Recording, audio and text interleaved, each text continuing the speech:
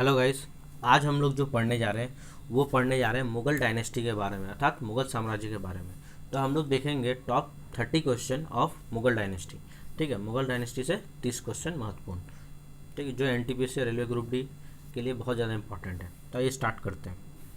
पहला क्वेश्चन है, मुगल वंश के संस्थापक कौन थे? ऑप्शन दिया है बाबर, हुमायूं, जहांगीर, उमर शेख, मिर्जा। तो आपका आंसर बता देते हैं कि मुगल वंश के संस्थापक कौन थे? बाबर थे। ठीक है, बाबर 1526 ईस्वी में पानीपत का पहला युद्ध इब्राहिम लोदी के साथ लड़ता है और उस युद्ध में वह विजयी होता है और इब्राहिम लोदी हार जाता है। तो इसी टाइम से मुगल वंश की स्थापना होती है। ठीक है, तो मुगल वंश का संस्थापक कौन था? बाबर था। ठीक है, तो ये बाबर के बारे में जान लेते हैं थोड़ा सा फैक्ट। बाबर जो था, बाबर का जन्म 14 फरवरी 1483 ईस्वी में हुआ था। कहाँ पे हुआ था?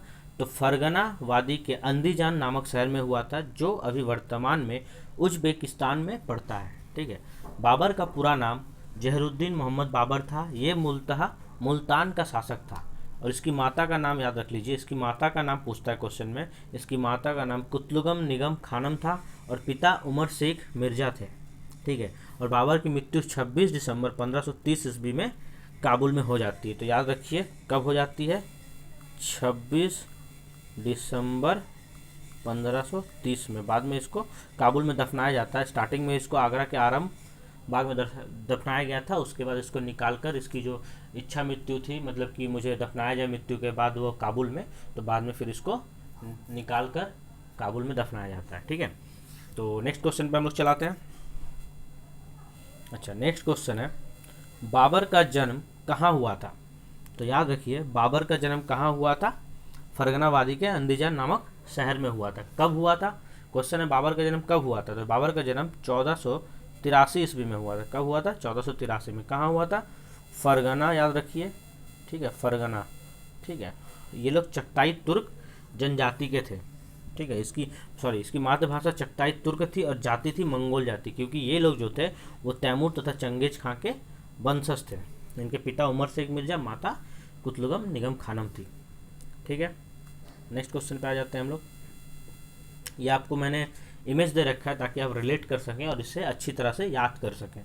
तो नेक्स्ट क्वेश्चन जो है वो है, बाबर के पिता का नाम क्या था? बाबर के पिता का नाम था उमर शेख मिर्जा। ठीक है, जो कि कहाँ के शासक थे? उज्बेकिस्तान के फरगना के शासक थे। ठीक है, याद रहेगा, ये भी फरगना के शासक ही थे। ठीक है, उमर शेख मिर्जा, इसको याद रखिए आप। ठीक है, अच्छा, उमर शेख मिर्जा की पत्नी का नाम क्या था?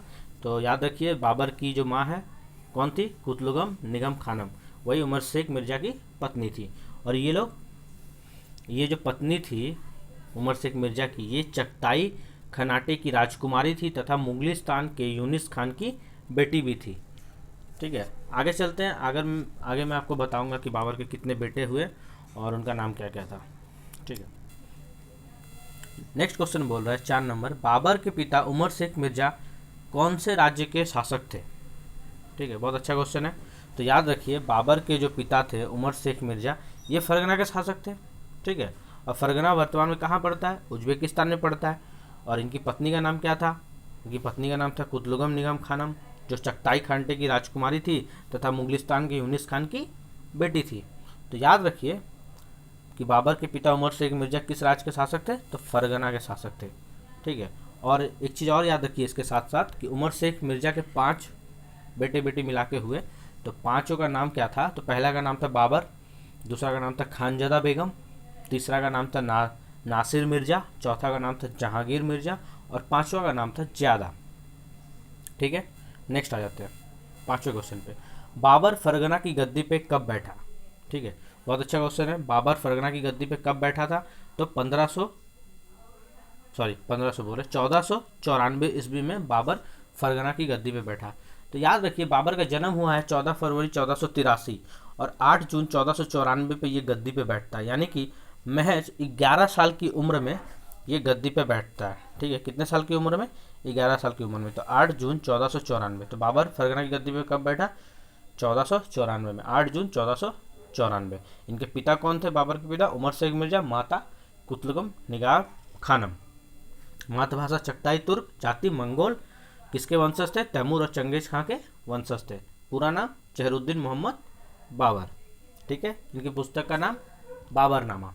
किसने लिखा है? बाबर ने लिखा है। किस भाषा में लिखा है? तो तुर्की में लिखा है। नेक्स्ट क्वेश्चन आ जाते हैं।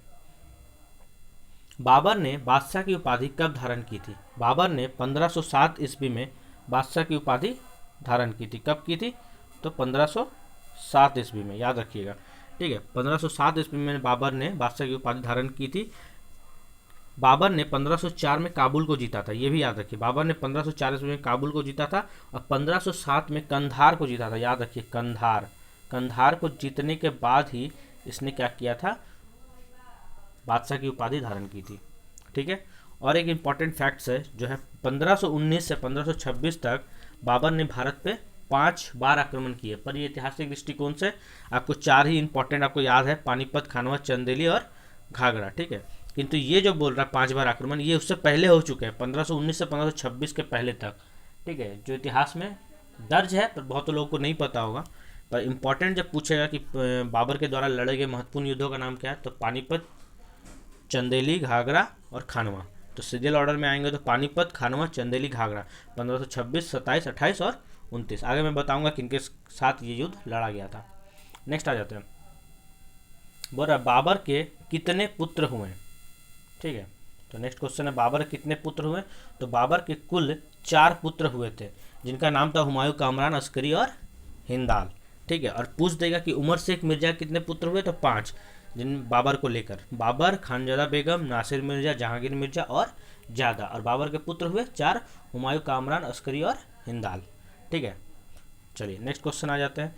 बाबर के पुत्रों के नाम क्या क्या थे? बाबर के 4 पुत्र थे, अभी मैंने आपको बताया। उनके पुत्र थे हुमायूं, कामरान, अस्करी और हिंदाल। ठीक है, 4 पुत्र, याद रखिएगा 4 पुत्र। कितने पुत्र? टोटल 4 पुत्र। ठीक है, टोटल 4 पुत्र। नेक्स्ट आ जाते हैं। बाबर ने भारत पर कितने बार आक्रमण किया? बाबर ने भारत पे 5 बार आक्रमण किया। ठीक है, पर इंपॉर्टेंट है 4, पानीपत, खानवा, चंदेली और घाघरा। क्योंकि बाबर 1519 में एक बार ब्रज और बेड़ा का युद्ध करता है, जो उसका भारत का पहला युद्ध रहता है, पर ऐतिहासिक दृष्टिकोण से उसको महत्वपूर्ण नहीं माना गया है। नेक्स्ट क्वेश्चन आ जाते हैं। बाबर के द्वारा लड़े गए प्रमुख युद्ध कौन कौन से हैं? देखिए मैंने बोला ना, बाबर के द्वारा लड़े गए प्रमुख युद्ध जब पूछेगा तो 4 ही का नाम आएगा। तो वो चारों का नाम है 1526 में पानीपत, 1527 में खानवा, 1526 में पानीपत, 1527 में खानवा, 1528 में चंदेली, 1529 में घाघरा और 1530 में क्या होता है? बाबर की मृत्यु हो जाती है। तो सीरियल ऑर्डर है, याद रखिएगा 1526। ठीक है, याद रखिएगा 1526, 1527, 1528 और 1529। ठीक है, ये चारों फैक्ट इंपॉर्टेंट है। ठीक है, मैं मिटा देता हूँ उसको। नेक्स्ट क्वेश्चन पे आ जाते हैं। 26, 27, 28, 29 याद रखिएगा, 30 में बाबर मर जाता है। नेक्स्ट बोल रहा है पानीपत की लड़ाई कब और किनके बीच हुआ तथा विजेता कौन हुआ? पानीपत का प्रथम लड़ाई आपको पता है कि लोधी वंश का जो अंतिम शासक था इब्राहिम लोधी, उसके बीच और बाबर के बीच लड़ा गया था। तो यहाँ पे दे रहा है कि पानीपत की लड़ाई 21 अप्रैल 1526 को इब्राहिम लोधी और किसके बीच लड़ा गया? बाबर के बीच लड़ा गया, जिसमें बाबर विजय हुआ था। कौन विजय हुआ था? बाबर विजय हुआ था। किसको? लोधी वंश के अंतिम शासक इब्राहिम लोधी को हराकर 1526 ईस्वी में। ठीक है, नेक्स्ट आ जाते हैं हम लोग। नेक्स्ट बोल रहा है खानवा की लड़ाई कब और किनके बीच लड़ी गई? तो खानवा की लड़ाई किसके किसके बीच लड़ी गई थी? तो खानवा की लड़ाई राणा सांगा और बाबर के बीच लड़ी गई थी। कब लड़ी गई थी? 17 मार्च 1527 ईस्वी को खानवा का युद्ध हुआ था, जिसमें अनफॉर्चुनेटली राणा सांगा हार जाते हैं, उनकी पराजय हो जाती है और बाबर जीत जाता है। और इसके कुछ दिन पश्चात ही राणा सांगा के घायल अवस्था होने के कारण इनकी मृत्यु हो जाती है। पर राणा सांगा बहुत ही एक प्रतापी और हिंदू राजा थे, जो उदयपुर के सिसोदिया राजपूत राजवंश के राजा थे। और ये किसके पुत्र थे? ये राणा रायमल के सबसे छोटे पुत्र थे। कभी कभी क्वेश्चन पूछेगा कि राणा सांगा किसके पुत्र थे, तो याद रखिएगा कि सिसोदिया राजपूत वंश के राणा रायमल के बेटे थे राणा सांगा। याद रहेगा आपको, राणा सांगा और बाबर के बीच हुआ था खानवा की लड़ाई 1527 ईस्वी में। अच्छा, चारों युद्ध किंतु बाबर जीतता है। ठीक है, 1526, 27, 28, 29 का चारों जीतता है। नेक्स्ट क्वेश्चन आता है 13 नंबर। चंदेरी का युद्ध कब और किनके बीच हुआ था तथा विजेता कौन हुआ? चंदेरी का युद्ध 29 जनवरी 1528 ईस्वी को मेदिनी राय और बाबर के बीच हुआ था और इस युद्ध में भी बाबर विजयी रहा। याद रखिए बाबर इसमें भी विजयी रहा था और मेदिनी राय के बीच हुआ था ये युद्ध, मेदिनी राय और बाबर के बीच। पर मेदिनी राय एक अफगान शासक था। अगर पूछेगा मेदिनी राय कैसा शासक था, वो एक अफगान शासक था, वो एक अफगानी था। ठीक है। और मेदिनी राय ने 1527 के खानवा युद्ध में राणा सांगा की मदद भी की थी। ठीक है। पर अनफॉर्चुनेटली फिर भी राणा सांगा हार जाते हैं और यही फिर मेदिनी राय 1528 ईस्वी में चंदेरी के युद्ध में बाबर के साथ लड़ता है, जिसमें ये भी हार जाता है। नेक्स्ट क्वेश्चन आता है 14 नंबर, घाघरा की लड़ाई कब हुई थी? घाघरा की लड़ाई हुई थी 6 मई 1529 ईस्वी को। इसमें भी बाबर विजयी रहा था और ये अंतिम लड़ाई थी। पान खा चल घर, ये ट्रिक है। पान फॉर पानीपत, चल फॉर चंदेरी, पान फॉर पानीपत, खा फॉर खानवा, चल फॉर चंदेली, घर फॉर घाघरा। तो घाघरा जो अंतिम लड़ाई था ये 1529 ईस्वी को हुआ था। ये अफगानों और बाबर के बीच हुआ था। किसके बीच हुआ था? अफगानों और बाबर के बीच हुआ था। इसमें भी बाबर विजयी रहा था। नेक्स्ट क्वेश्चन आ जाता है 15 नंबर क्वेश्चन, मध्यकाल का प्रथम शासक कौन था? मध्यकाल का प्रथम शासक था इब्राहिम लोदी। आप जानते हैं इब्राहिम लोदी किस वंश का था? लोदी वंश का था। और ये लोदी वंश का अंतिम शासक था। लोदी वंश का क्या था? अंतिम शासक था। कौन? इब्राहिम लोदी। इसको हराकर बाबर पानीपत के युद्ध में मुगल डायनेस्टी की स्थापना करता है। ठीक है। और अगर पूछ दे आपसे कि लोदी वंश का प्रथम शासक कौन था, तो आंसर हो जाएगा बहलोल लोदी। ठीक है। नेक्स्ट क्वेश्चन आ जाते हैं, बाबर को कलंदर की उपाधि क्यों दी गई? ये बहुत इंपॉर्टेंट क्वेश्चन है कि बाबर को, आप सबको पता होगा कि बाबर ने कलंदर की उपाधि धारण की थी, पर क्यों धारण की थी? तो इसका आंसर है बाबर की उदारता के कारण। बाबर की उदारता के कारण। तो उदार कैसे था और क्यों था? तो याद रखिए बाबर जब भी कोई विजय युद्ध जीत के आता था ना, जब भी वो विजयी होता था ना, तो कुछ धन दौलत अपने नागरिकों में बांट देता था, अपने जनता में बांट देता था। तो याद रखिए बाबर ने जब काबुल पे विजय प्राप्त किया था, तो वो काबुल के हर नागरिक को एक सोने के सिक्के भेंट में दिए थे, जिसके वजह से वहाँ की जो जनता थी इसके दान प्रथा से प्रभावित होकर इसे वहाँ की जनता ने कलंदर की उपाधि दी थी। तो याद आ गया बाबर की उदारता, क्योंकि ये दान दक्षिणा देता था, मतलब कि पैसे धन दौलत अपने जनता में कुछ हिस्सा बांट देता था। तो याद रखिए कलंदर की उपाधि वो काबुल विजय के बाद ही उसको मिलता है और जनता के द्वारा दिया जाता है। नेक्स्ट क्वेश्चन, खानवा का युद्ध के विजय के बाद बाबर ने कौन सी उपाधि धारण की थी? हाँ, खानवा के युद्ध के विजय के बाद बाबर ने गाजी की उपाधि धारण की थी। किसकी उपाधि धारण की थी? गाजी की उपाधि धारण की थी। ये भी क्वेश्चन बहुत इंपॉर्टेंट है। खानवा का युद्ध कब हुआ था? 1526 में पानीपत होता है और 1527 में खानवा होता है। किसके किसके बीच होता है खानवा का युद्ध? राणा सांगा और बाबर के बीच होता है, जिसमें बाबर विजयी होता है। तो राणा सांगा को हराने के बाद ही बाबर ने गाजी की उपाधि धारण की थी। ठीक है। नेक्स्ट क्वेश्चन में आ जाते हैं, राणा सांगा की मृत्यु कब और क्यों हुई थी? याद रखिए राणा सांगा की मृत्यु खानवा के युद्ध में लड़ने के बाद, वो बहुत बुरी तरह से घायल हो गए थे, उसके बाद भी उन्होंने युद्ध लड़ा था, और घायल होने के बाद वो क्या होते हैं, वो वापस अपने लौट आते हैं महल की ओर। ठीक है। और उसके बाद कुछ दिनों बाद उनकी मृत्यु हो जाती है। तो इसके बारे में डिटेल्स में हम लोग पढ़ेंगे कि राणा सांगा जो थे वो उदयपुर के सिसोदिया राजपूत राजवंश के राजा थे, तथा ये राणा रायमल के सबसे छोटे पुत्र थे। खानवा की लड़ाई में राणा सांगा का सेनापति हसन खां मेवाती था। जब खानवा का युद्ध लड़ा गया था उस समय पूछेगा क्वेश्चन कि राणा सांगा के सेनापति कौन थे? तो इसके सेनापति थे हसन खां मेवाती। याद रखिएगा सेनापति कौन थे राणा सांगा के? हसन खां मेवाती। कौन से युद्ध में? खानवा के युद्ध में, जो बाबर के साथ राणा सांगा ने लड़ा था और राणा सांगा इसमें हार गया था। 30 जनवरी 1528 को राणा सांगा की मृत्यु हो गई। बाबर के साथ खानवा के युद्ध में घायल होने के बाद 1527 ईस्वी में ये बसवा नामक जगह पे चले जाते हैं, जहाँ पे वे मृत्यु को प्राप्त करते हैं। और इनका अंतिम संस्कार मांडलगढ़ के भीलवाड़ा में हुआ था। किंतु कुछ इतिहासकार इसे लिखते हैं कि इनकी मृत्यु सरदारों द्वारा उन्हें जहर दिए जाने के कारण हुई थी। तो आंसर हो जाएगा 30 जनवरी 1528। नेक्स्ट क्वेश्चन है, बाबर का मृत्यु कब और कहाँ हुआ था? ऑप्शन है 26 नवंबर 1530, 26 नवंबर 1532, 26 दिसंबर 1533, 26 दिसंबर 1530। तो इसका आंसर हो जाएगा 26 दिसंबर 1530 आगरा में। बाबर की मृत्यु कहाँ हुई थी? 26 दिसंबर 1530 ईस्वी को आगरा में हुई थी। इसको आगरा के आरम बाग में दफनाया गया था। उसके बाद में इसकी इच्छा थी कि इसको काबुल में दफनाया जाए, तो बाद में इसके शव को क्या किया जाता है? काबुल में दफना दिया जाता है। तो आंसर हो जाएगा 26 दिसंबर 1530 आगरा में। नेक्स्ट क्वेश्चन में आ जाते हैं। नेक्स्ट क्वेश्चन है, प्रारंभ में बाबर के शव को कहाँ दफनाया गया था? तो अभी मैंने आपको बताया कि प्रारंभ में बाबर के शव को आगरा के आरामबाग में दफनाया जाता है और बाद में चल के इसके शव को काबुल ले जाकर दोबारा दफनाया जाता है। ठीक है। बाबर के पिता का नाम आपको पता ही है, उमर शेख मिर्जा, माता कुतलुगम खानम। बाबर का पूरा नाम जहीरुद्दीन मोहम्मद बाबर। बाबर ने 4 लड़ाई लड़ी थी, पानीपत, खानवा, चंदेली, घाघरा, चारों में विजयी रहा था। 1530 में बाबर मर जाता है। ठीक है। और 1483 में इसका जन्म है, 1484 में इसका राज्याभिषेक है 11 साल की उम्र में। नेक्स्ट क्वेश्चन आया था 21 नंबर। 21 नंबर क्वेश्चन बोल रहा है बाबर अपने शव को दफनाने के लिए किस स्थान को चुना था? तो अभी आपको बताया काबुल। बाबर ने अपने शव को दफनाने के लिए काबुल को चुना था। पहले इसको आगरा के आरामबाग में, बाद में काबुल में दफनाया गया था। ये देखिए पिक्चर मैंने दे दिया है, ये पिक वहीं का है काबुल में जहाँ पे बाबर को दफनाया गया था। अब इस पिक्चर को देख लीजिए, याद हो जाएगा आपको। नेक्स्ट क्वेश्चन है बाबर की आत्मकथा किस पुस्तक में दर्शाया गया? बाबर की आत्मकथा तुजुक बाबरी, जिसको हम लोग बाबरनामा के नाम से भी जानते हैं, इसको बाबर ने ही लिखा है तुर्की भाषा में।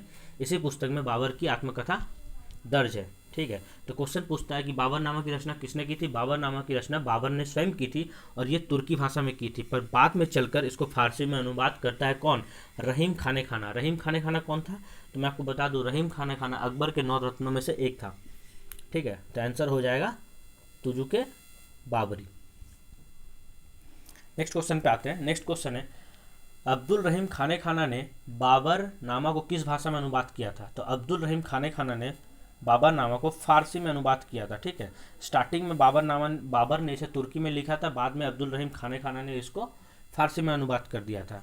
तो आइए जान लेते हैं कि अब्दुल रहीम खान खाना कौन थे। अब्दुल रहीम खान खाना बैरम खां के पुत्र थे। बैरम खान कौन था? बैरम खान अकबर का सेनापति था तथा ये हुमायूं का भी सेनापति रहा था। ठीक है। तो जब अकबर 13 साल का था तब बैरम खां ने ही, मतलब पानीपत का जो द्वितीय युद्ध होता है बैरम खां और हिमू के बीच में, तब अकबर की तरफ से कौन लड़ता है युद्ध में? यही लड़ता है बैरम खां। बैरम खां की मृत्यु हो जाने के बाद उसकी जो पत्नी रहती है जिसका नाम था सुल्ताना बेगम, अकबर उससे विवाह कर लेता है। ठीक है। और इसके बेटे अब्दुल रहीम खान खाना को मिर्जा खां की उपाधि देता है। तो क्वेश्चन पूछेगा कि अकबर ने अब्दुल रहीम खान खाना को कौन सी उपाधि दी थी? तो आप याद रखिए मिर्जा खां की उपाधि दी थी। तो अब्दुल रहीम खान खाना ने, क्वेश्चन जो था, अब्दुल रहीम खान खाना ने बाबरनामा को किस भाषा में अनुवाद किया है? तो फारसी में अनुवाद किया है, तथा अकबर ने अब्दुल रहीम खान खाना को मिर्जा खां की उपाधि दी थी। नेक्स्ट क्वेश्चन आ जाते हैं, चारबाग बनाने की परंपरा की शुरुआत किसने की थी? चारबाग बनाने की परंपरा की शुरुआत अकबर ने की थी। तो चारबाग होता क्या है आप जान लीजिए। चारबाग जो होता है चारों तरफ से घिरा हुआ, मतलब चतुर्भुज नहीं बोलेंगे इसको, वर्ग के आकार का एक एरिया होता है जिसमें चारों तरफ से पैदल चलने के लिए रास्ते बांटे होते हैं। ताजमहल भी इसी तरह के शैली का उत्कृष्ट उदाहरण है। अधिकतर जो मुगल मकबरे हैं ना, वो बाग इसी शैली में बने हुए हैं तथा इसमें फूलों की बड़ी बड़ी क्यारियाँ लगी होती है। फारसी भाषा में बाग का मतलब खाका होता है। ठीक है, याद रखिए। पिक्चर मैंने दे दिया है, आप रिलेट कर पा रहे होंगे। इस तरह का चारबाग हर मुगल बाग में आपको देखने को मिलेगा। ठीक है, हर मुगल मकबरे में के बाग में आपको इस तरह का चारबाग देखने को मिलेगा। इसकी शुरुआत अकबर ने की थी। नेक्स्ट आ जाते हैं, बाबर ने मुगल वंश की स्थापना कब की थी? बाबर ने मुगल वंश की स्थापना 1526 में पानीपत का युद्ध जीतने के बाद की थी। और किसके साथ लड़ा था पानीपत का युद्ध? तो इब्राहिम लोदी के साथ लड़ा था, जो लोदी वंश का अंतिम शासक था। उसको हराने के बाद बाबर ने मुगल सल्तनत की स्थापना की थी। नेक्स्ट क्वेश्चन आ जाता है, बाबर ने 1526 ईस्वी में किस वंश के शासक को हराकर मुगल वंश की स्थापना की थी? तो लोदी वंश के अंतिम शासक इब्राहिम लोदी को हराकर। तो वंश पूछ रहा है, तो वंश हो जाएगा लोदी वंश। लोदी वंश का प्रथम शासक कौन था? बहलोल लोदी था। कौन था? बहलोल लोदी, याद रखिएगा, इसका नाम था बहलोल लोदी। चलिए नेक्स्ट क्वेश्चन पे आ जाते हैं।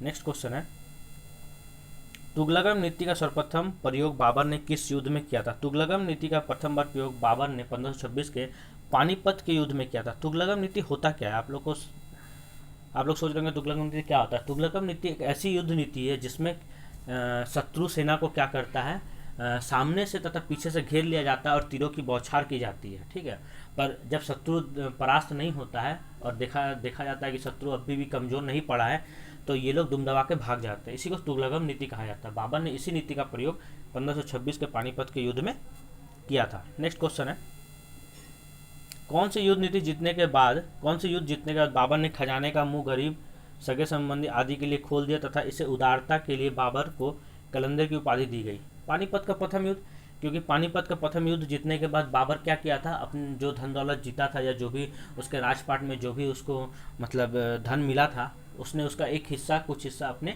गरीब जनता में बांट दिया था। तो इसलिए इसको कहा गया कि बाबर ने खजाने का मुख गरीब, सगे संबंधी आदि के लिए खोल दिया था और इस उदारता के लिए इसको कलंदर की उपाधि दी गई थी।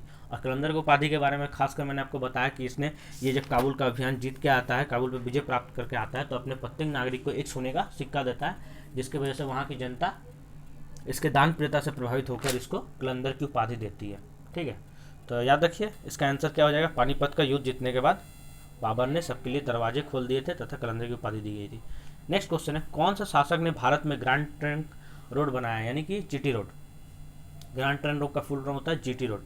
तो शेरशाह सूरी ने भारत में जीटी रोड का निर्माण कराया। तो आइए थोड़ा सा फैक्ट जान लेते हैं किसके बारे में, शेरशाह सूरी के बारे में। तो शेरशाह सूरी जो था, ये शुरुआत में बाबर की सेना में एक सैनिक के पद पे काम करता था।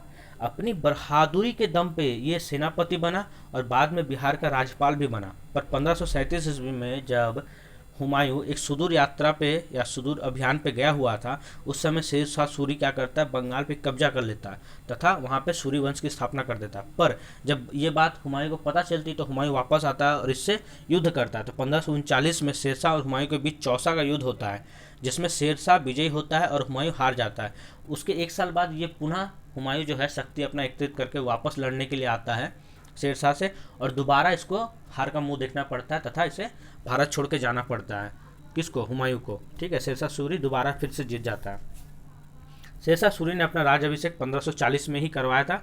शेरशाह सूरी के बचपन का नाम फरीद खां था। बचपन में एक शेर को मारने की वजह से इसका नाम शेरशाह पड़ा था। ठीक है, याद रखिएगा, ये सब फैक्ट है। नेक्स्ट क्वेश्चन आ जाता है, लास्ट क्वेश्चन है, जो कि पानीपत की दूसरी लड़ाई किसके किसके बीच हुई थी। तो पानीपत की दूसरी लड़ाई बाबर और हेमू के बीच हुई थी। ठीक है, बाबर और हेमू, मैंने आपको पहले ही बता दिया, बाबर और हेमू के बीच हुई थी पानीपत की दूसरी लड़ाई। किसके किसके बीच, बाबर और हेमू यहाँ पे गलत दे रहा है, यहाँ पे एक्चुअली अकबर और हेमू होगा। ठीक है, सॉरी, बाबर और हेमू, सॉरी मैं गलत बोल रहा हूँ, यहाँ पे आंसर में अकबर और हेमू ही है। पानीपत की दूसरी लड़ाई अकबर और हेमू के बीच में हुई थी, क्योंकि बाबर तो उसमें जिंदा ही नहीं था। तो अकबर उस समय मात्र 13 वर्ष का था। अकबर का जन्म हुआ था 1542 ईस्वी में, और ये लड़ाई लड़ा गया था कब, 1556 ईस्वी में। उस समय अकबर का सेनापति कौन था, बैरम खां था। बैरम खां ने ही इस युद्ध को लड़ा था। तो अकबर और हेमू के बीच इसलिए कहा जा रहा है क्योंकि अकबर की तरफ से बैरम खां लड़ा था और इसमें बैरम खां की जीत हुई थी, यानी कि मुगलिया सल्तनत की जीत हुई थी। तो पानीपत की दूसरी लड़ाई किसके किसके बीच हुई थी, अकबर और हेमू के बीच। हेमू का पूरा नाम जो था, हेमू का पूरा नाम था हेमचंद विक्रमादित्य था। आप लोग को नहीं पता होगा शायद, याद रखिए। हेमू का अगर क्वेश्चन में पूछे कि पूरा नाम क्या था, तो हेमचंद विक्रमादित्य था। 5 नवंबर 1556 ईस्वी को अकबर के सेनापति बैरम खां तथा हेमू के बीच यह युद्ध होता है, जिसमें मुगलों की जीत होती है।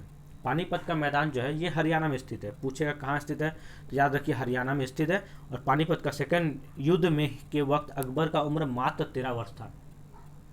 तो मात्र 13 वर्ष के उम्र में ही इसको युद्ध लड़ना पड़ा था। प्रमुखता देखा जाए तो ये युद्ध इसने नहीं लड़ा था, इसके सेनापति बैरम खां ने लड़ा था। और युद्ध के समय ये युद्ध के मैदान में ही अकबर उपस्थित था, पर इसको एक सुरक्षित जगह पे कुछ सैनिकों के साथ, मतलब युद्ध मैदान से थोड़ी दूरी पर रखा गया था। ठीक है, तो ये रहा आज के लिए कुछ टॉप 13 क्वेश्चन फॉर मुगलिया सल्तनत, मुगल डायनेस्टी से। होप आप सभी को अच्छा लगा होगा, अगर अच्छा लगा तो सपोर्ट करिए। थैंक यू सो मच, धन्यवाद।